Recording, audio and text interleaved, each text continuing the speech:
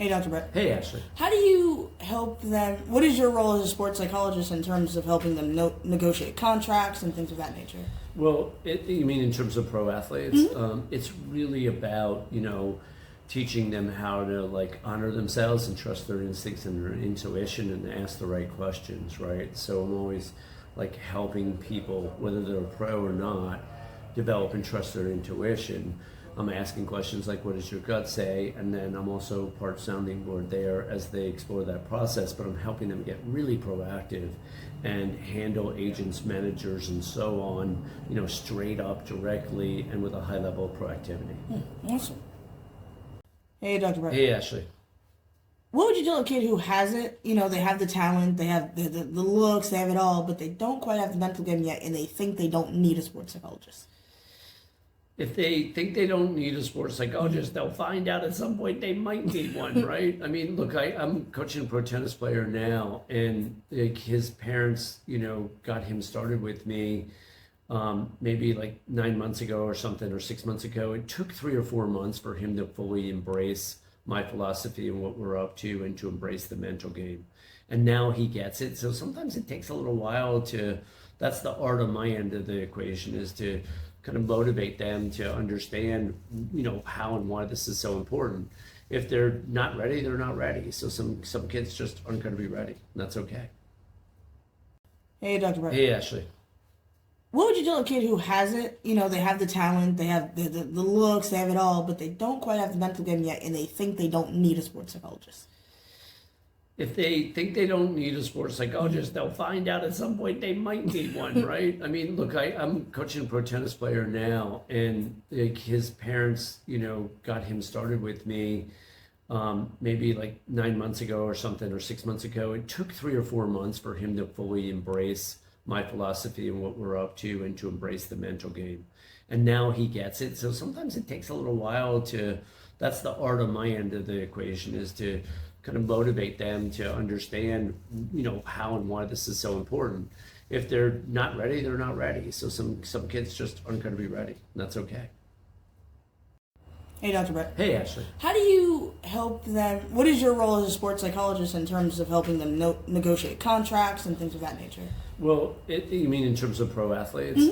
It's really about, teaching them how to honor themselves and trust their instincts and their intuition, and ask the right questions, right? So I'm always helping people, whether they're a pro or not, develop and trust their intuition. I'm asking questions like, what does your gut say? And then I'm also part sounding board there as they explore that process, but I'm helping them get really proactive and handle agents, managers, and so on, straight up, directly, and with a high level of proactivity. Awesome. Hey, Dr. Brett. Hey, Ashley. Team is performing excellent. All the coach does is just give them negative feedback all the time. So what would you tell the coach? Yeah, so that's not uncommon, and I do have coaches that I coach, but in that case, if the person doesn't, if the kid is a team captain or something, he can actually have a personal conversation with the coach, or a series of them, to let the coach know in really decent ways that, hey, what are we doing right here? So, that's something that can be addressed. It's not easy, because people are often fearful in situations like that. But so what? I'm teaching everybody to be proactive motherfuckers here, basically.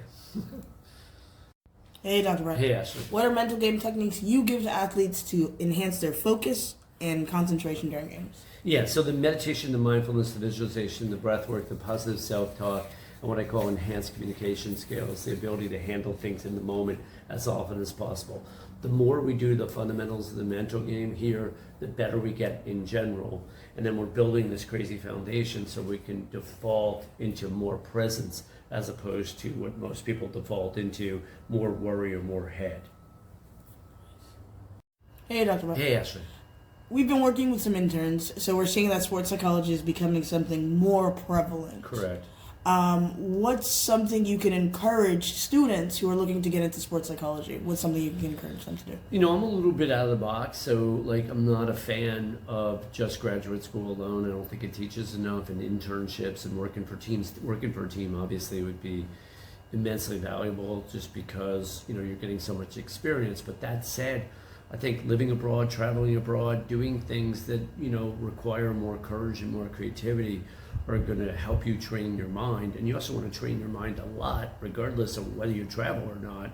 Meditative states, mindfulness practice, visualization, breath work. You want to start living the things that you're teaching. That's what I do. And the abroad thing is just a metaphor for having more courage and more creativity. So you want to live this thing, and then you can teach it. Hey, Dr. Brett. Hey, Ashley. You have an athlete who's a top performing athlete, but his coach just doesn't seem to quite know how to communicate with him. What are you going to tell him? Well, I'm going to get the athlete to become a better communicator and get really proactive with the coach. So maybe the coach might not have the super high skill sets, but if I'm coaching the athlete, eventually they will.